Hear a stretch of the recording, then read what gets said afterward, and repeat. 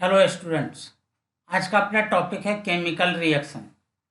पिछले दिनों हम लोगों ने एसिड और बेस के बारे में पढ़ा था। आज हम लोग पढ़ने जा रहे हैं chemical reaction. According to your syllabus है mainly 4 types of chemical reaction: combination reaction, decomposition reaction, displacement reaction and double displacement reaction. अब आपके सिलेबस के अकॉर्डिंग टोटल ऐसे 5 केमिकल रिएक्शंस हैं। हालांकि यहाँ पर मैंने अभी 4 रिएक्शंस के नाम लिखे हैं।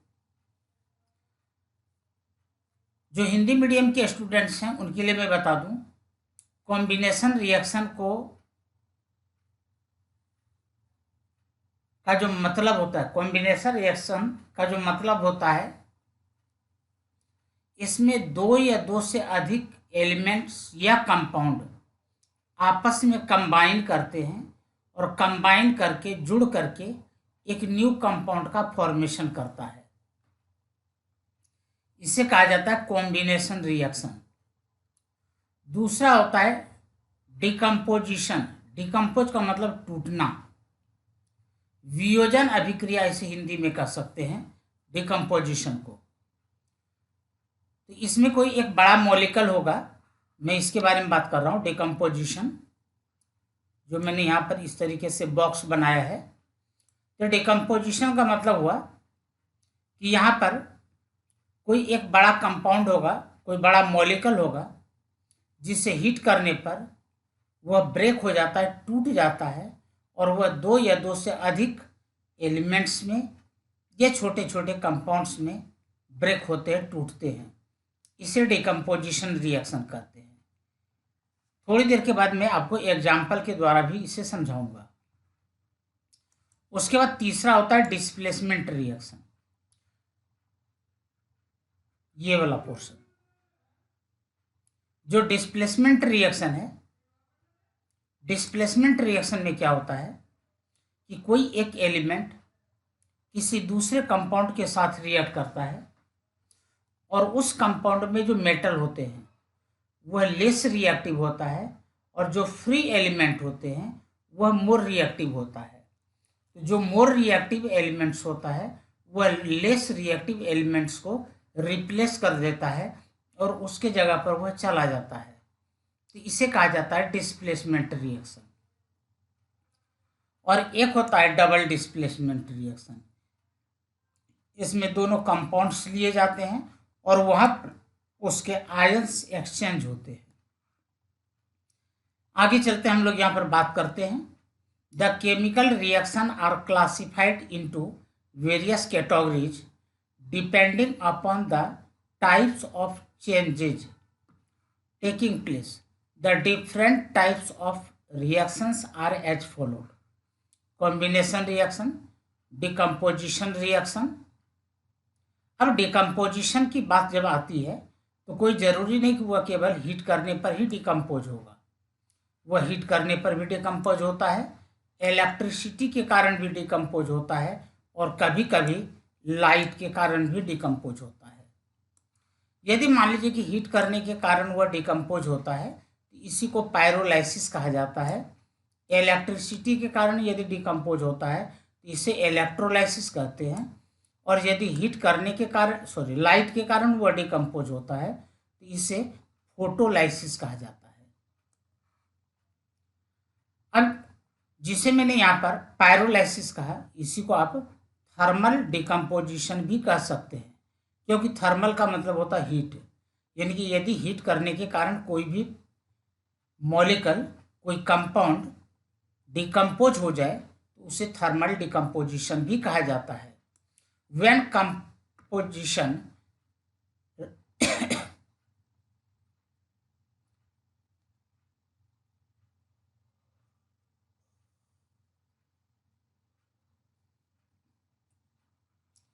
when decomposition reaction is carried out by heating, it is called thermal decomposition reaction. जैसे कैल्शियम कार्बोनेट है, इसे जब आप हीट करते हैं तो यह क्विकलाइन यानी कि कैल्शियम ऑक्साइड और कार्बन डाइऑक्साइड बनाता है। Similarly zinc carbonate, zinc carbonate को जब आप हीट करते हैं तो यह जिंक ऑक्साइड और कार्बन डाइऑक्साइड बनाता है। The process of heating zinc oxide, zinc carbonate, an ore of zinc in absence of air to form zinc oxide. It is known as calcination. मैं आपको यहाँ पर एक चीज बता दूं, आप आगे की क्लासों में पढ़ेंगे। जब किसी कंपाउंड को आप हीट करते हैं तो वहां पर दो तरीके से हीट किया जाता है, या तो in the presence of oxygen या तो in the absence of oxygen. If any substance is heated in the absence of oxygen, that is known as calcination.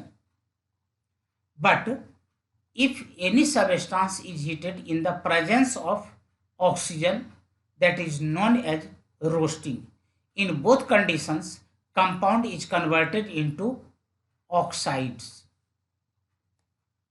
अब यहाँ पर बात करते हैं इलेक्ट्रोलाइसिस। मैंने आपको अभी थोड़ी देर पहले बताया था कि इलेक्ट्रोलाइसिस का मतलब होता है कि यदि कोई भी कंपाउंड इलेक्ट्रिसिटी के कारण डिकम्पोज होता है तो उसे इलेक्ट्रोलाइसिस कहा जाता है, क्योंकि इलेक्ट्रो का मतलब होता है इलेक्ट्रिसिटी और लाइसिस का मतलब होता है ब्रेक होना, टूटना। When electric current is passed through acidified water, water mixed with few drops of acid so as to make it a good conductor, it decomposes into hydrogen and oxygen. For the example, suppose we have water molecule and in it passed electricity, then water molecule decomposes into hydrogen gas and oxygen gas. So such type of reaction is known as electrolysis. Its picture is this.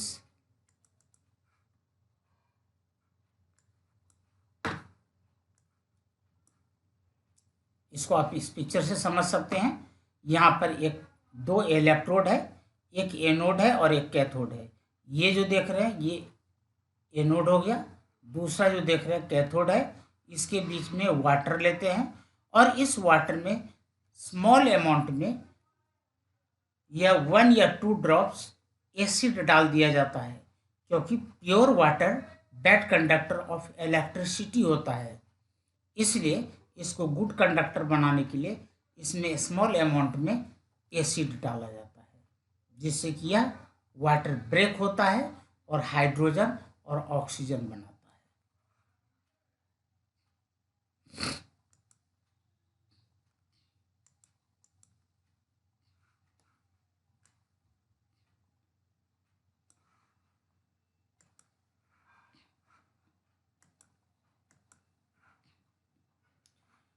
Next, light के कारण यदि कोई compound break होता है, इसे photochemical reaction, ये जो C part देख रहे हैं, इसे फोटोकेमिकल रिएक्शन कहते हैं। शायद आपने नहीं देखा होगा, पहले क्या होता था, जो कैमरा होता था उसमें रील का यूज होता था और उस कैमरे के रील के ऊपर सिल्वर ब्रोमाइड का लेयर होता था। जैसे ही उसके जिस पार्ट पर सनलाइट पड़ता था वह आयनाइज्ड हो जाता था। यहाँ पर एक रिएक्शन है, when decomposition reaction is carried out in the presence of sunlight, आप सिंपली लाइट भी लिख सकते हैं। The process is called photochemical decomposition. Example, 2 silver bromide break into silver atom and bromine molecule। पहले ये आयनाइज्ड होता है, फिर यह ब्रोमीन मॉलिक्यूल में कन्वर्ट होता है।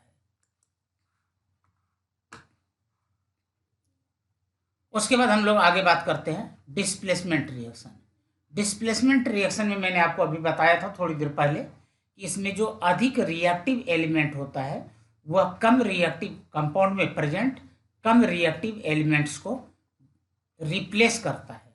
जैसे आपके पास यहाँ पर CuSO4 है, इस CuSO4 में कॉपर एक मेटल है, जबकि अलग से यहाँ पर जिंक मेटल लिया गया है।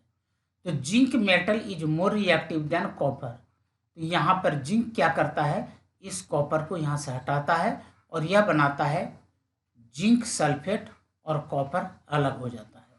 इस तरीके के जितने भी रिएक्शंस होंगे ये सब के सब कहलाते हैं डिस्प्लेसमेंट रिएक्शन।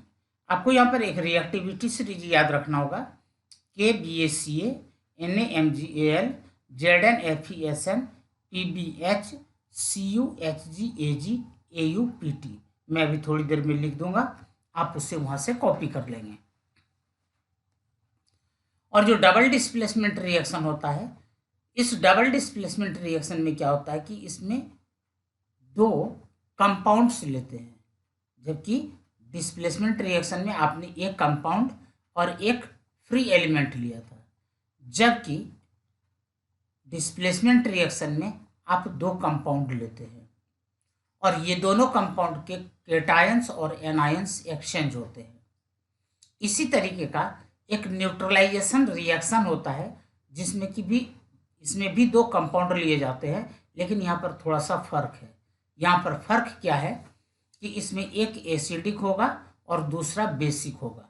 एसिड और बेस जब आपस में रिएक्ट करते हैं तो यह सॉल्ट एंड वाटर बनाता है। यहाँ पर देखिए लिखा हुआ है, those reactions in which acid और acidic oxide reacts with base or basic oxide to form salt and water are called neutralization reaction। अब सोडियम हाइड्रोक्साइड बेस है, HNO3 नाइट्रिक एसिड है। जब ये दोनों रिएक्ट करते हैं तो याद रखिएगा इसका पॉजिटिव इसके नेगेटिव के साथ रिएक्ट करता है। इसमें पॉजिटिव कौन है, तो यहाँ पर पॉजिटिव केवल Na यानी कि सोडियम आयन है और यहाँ पर निगेटिव कौन है, NO3 है।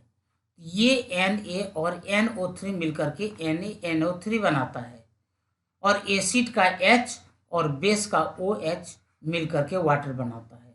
ये किसी भी एसिड और बेस के रिएक्शन में आपको याद रखना होगा, एसिड का H और बेस का OH ये आपस में मिलकर के वाटर बनाता है और बाकी जो बच गए वो सॉल्ट बनाते हैं। मैंने आपको यहाँ पर कहा था कि एक और रिएक्शन है जिसे कि कहा जाता है ऑक्सीडेशन एंड रिडक्शन रिएक्शन। इसी ऑक्सीडेशन एंड रिडक्शन रिएक्शन को इकट्ठे यदि कंबाइंड फॉर्म में बोलना होता है इसे हम लोग बोलते हैं रिडॉक्स रिएक्शन। यहाँ पर पहले हम लोग समझते हैं कि ऑक्सीडेशन का मतलब क्या होता है।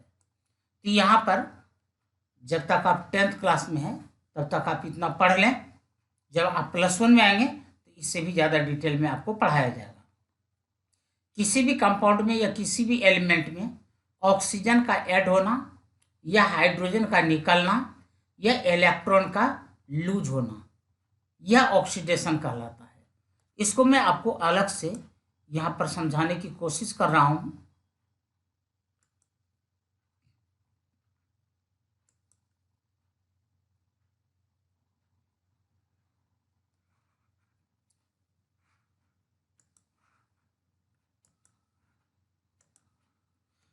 रेडॉक्स रिएक्शन को मैं अलग से आपको समझाने की कोशिश कर रहा हूं। मैंने यहां पर क्या कहा, addition of oxygen is known as oxidation. अब मान लीजिए आपके पास कार्बन है और इसमें आपने O2 ऐड कर दिया और O2 ऐड होने के बाद इसने यहां पर बनाया CO2।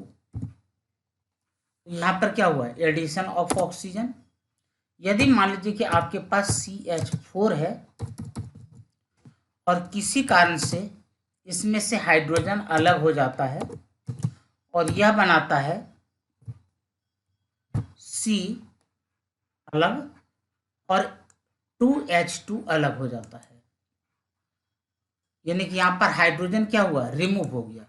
हाइड्रोजन का रिमूव होना रिडक्शन कहलाता है, हाइड्रोजन का रिमूव होना भी ऑक्सीडेशन कहलाता है या ऑक्सीजन का ऐड होना भी ऑक्सीडेशन कहलाता है। मान लीजिए कि आपके पास यहाँ पर सोडियम मेटल है और सोडियम ने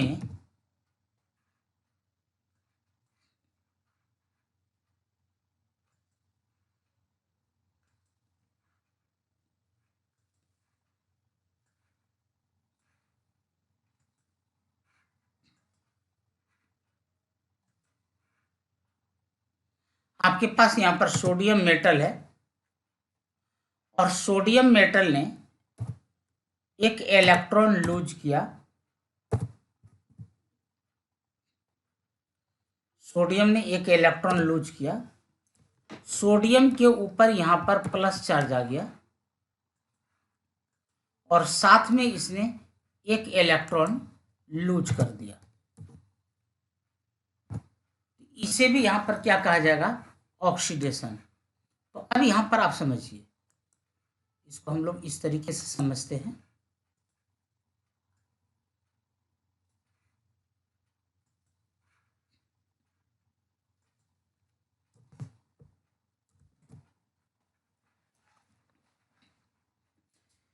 इस रिएक्शन में किसका ऑक्सीडेशन हुआ? तो इसमें ऑक्सीडेशन हुआ कार्बन का, जिसे मैं रेड कलर से दिखा रहा हूं, इसका ऑक्सीडेशन हुआ है।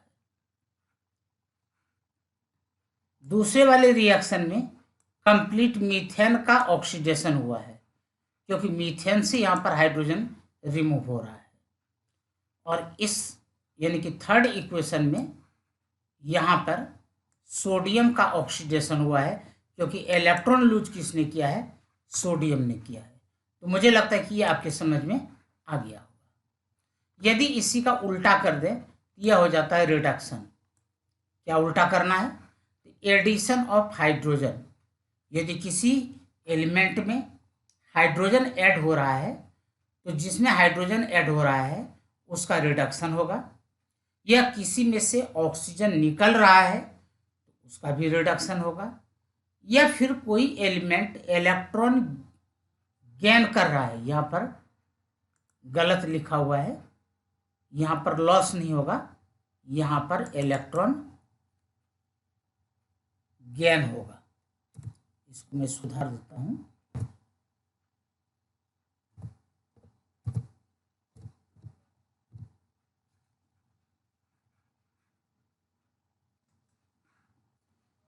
इलेक्ट्रॉन यदि कोई गेन कर रहा है तो उसका रिडक्शन होता है।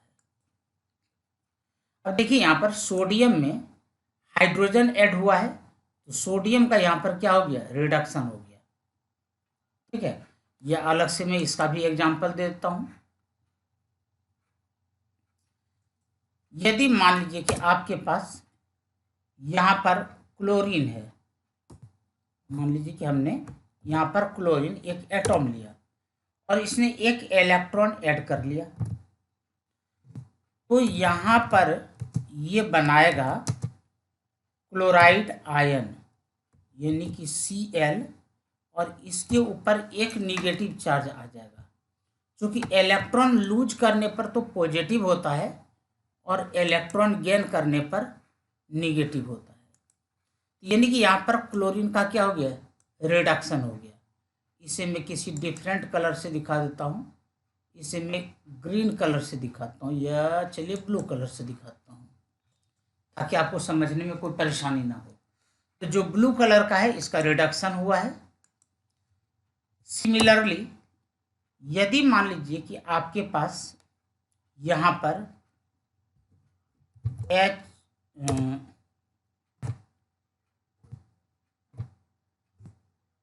HgO है,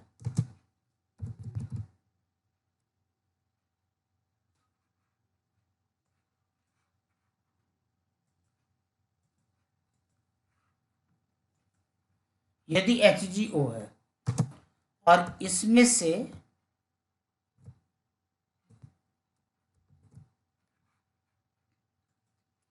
यदि ऑक्सीजन रिमूव हो जाए, तो यहाँ पर क्या बचेगा? आपके पास बचेगा Hg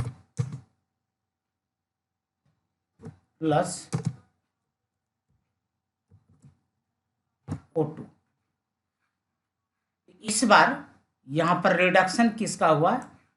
HgO का हो गया।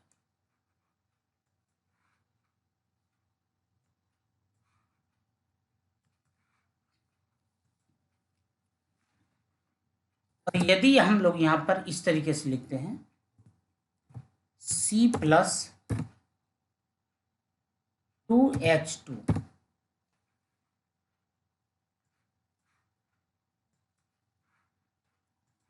यदि यहाँ पर ये लिख दें C+2H2, इसका मतलब ये हुआ कि इस बार यहाँ पर रिडक्शन किसका हो रहा है, कार्बन का।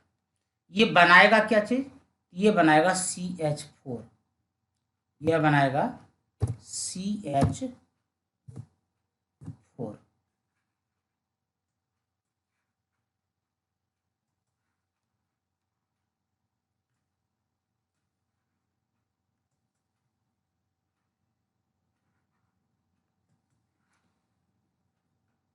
ठीक है, तो अभी मैंने आपको ऑक्सीडेशन और रिडक्शन अलग अलग बताया। अब कुछ रिएक्शंस ऐसे हैं जिसमें कि एक ही इक्वेशन में दोनों काम हो रहे हैं, ऑक्सीडेशन भी हो रहा है और रिडक्शन भी हो रहा है। वो किस तरीके से, तो मान लीजिए कि आपके पास यहाँ पर Fe2 और O3 है और प्लस में आपने यहाँ पर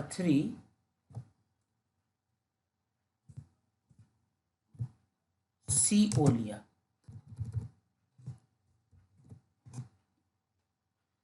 और यहां पर इसने बनाया 2Fe प्लस में 3CO2। अब आप यहां पर देख सकते हैं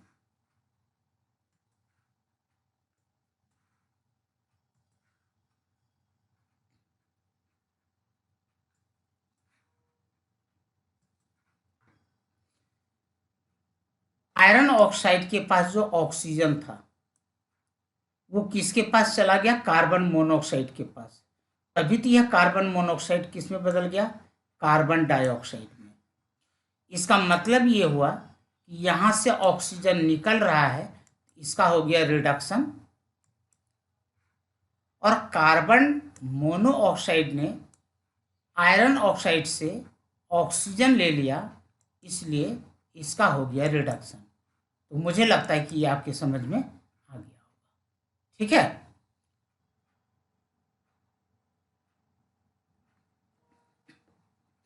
तो जहां जहां पर आपको रेड कलर नजर आ रहा है उसका ऑक्सीडेशन हुआ, जो आपको ब्लू कलर का नजर आ रहा है उसका रिडक्शन हुआ है, और यहां पर इस एक ही इक्वेशन के अंदर ऑक्सीडेशन भी हो रहा है, रिडक्शन भी हो रहा है, इसलिए इसे कहा जाएगा रिडॉक्स रिएक्शन।